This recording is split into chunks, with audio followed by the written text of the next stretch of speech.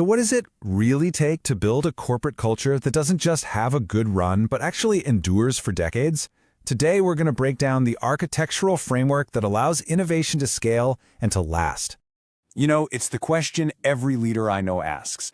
How do you go from one great idea to a system that churns them out year after year? Is there some kind of secret sauce for building that kind of scalable, lasting success? Let's get into it.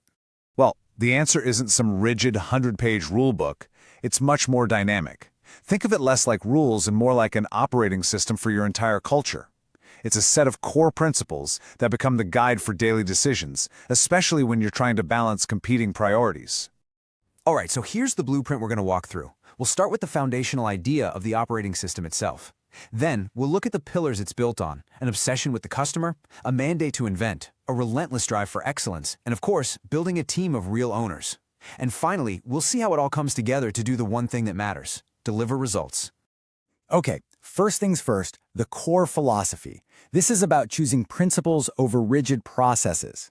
And here's the really critical part. These principles often have intentional tensions built right into them.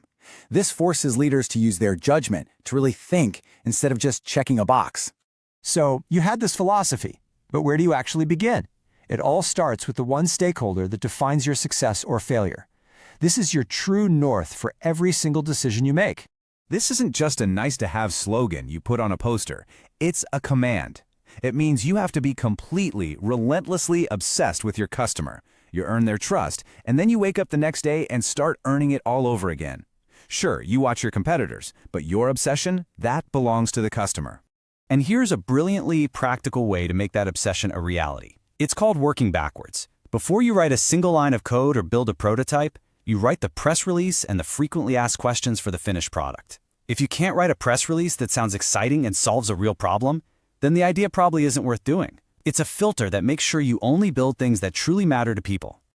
Okay, so with the customer as your guide, the next step is to build the actual innovation engine. And we're not talking about small incremental gains here. We're talking about engineering for long-term relevance. You know, the companies that really last, they master these three things. They don't just invent, they also simplify. They don't just think about the next quarter, they think big, setting a vision that attracts the best talent.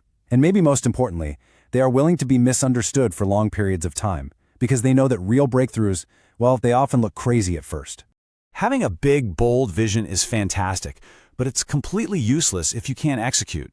This brings us to the operational machine, the part of the system that is relentlessly focused on high standards and actually getting things done. And this really starts with a principle called dive deep. It's a commitment from every leader that, look, no task is beneath you. It's about understanding that the biggest strategic insights can be hiding in the smallest, most granular details of the business. So, what does diving deep actually look like? It means you're operating at all levels. You're auditing things yourself. And this one is so important. You're investigating that one weird customer story that doesn't quite fit your nice, clean data. Why? Because that single anecdote might just be the tip of a very, very large iceberg. And this is where we see that idea of built-in tensions come to life. Operational excellence isn't about choosing one thing or another. It's about constantly navigating the balance between two competing priorities that are both absolutely essential for success.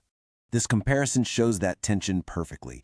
On one hand, you need a bias for action. You have to recognize that most decisions are what we call two-way doors. They're reversible. You can make them quickly and fix them if you're wrong.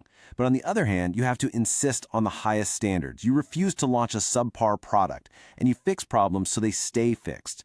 The real art of leadership is knowing which principle to apply to which decision. All right, we've talked strategy, we've talked execution, but none of that works without the right people.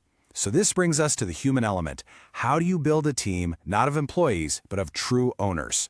We've all seen this, right? It's the renter mentality. It's the sound of somebody saying, "That's not my job." It's when people feel disconnected from the long-term vision and only worry about their tiny piece of the puzzle.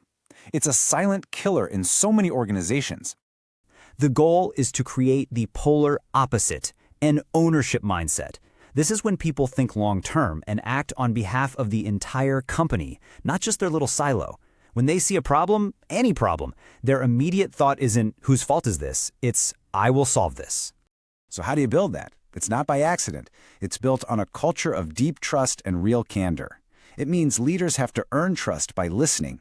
People have to have the backbone to challenge decisions they disagree with, and then, this is the crucial part, once a decision is made, everyone commits to it 100%. That's disagree and commit.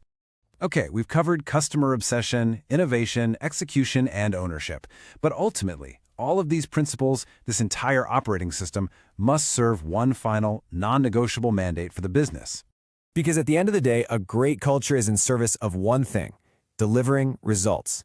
If you don't deliver the key inputs for your business with the right quality, on time, the rest is just talk. Good intentions don't move the needle.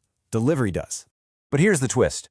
Delivering isn't the finish line. It's actually the starting line for the next lap. You launch something, you get feedback from customers, you learn, and you iterate. True lasting success is a continuous loop. It's never a final destination. So as we wrap this up, I want you to think about this whole operating system we've just walked through, from customer obsession all the way to delivering results. Which one of these principles represents the single biggest opportunity for your team, for your organization right now? That's the question to take back with you.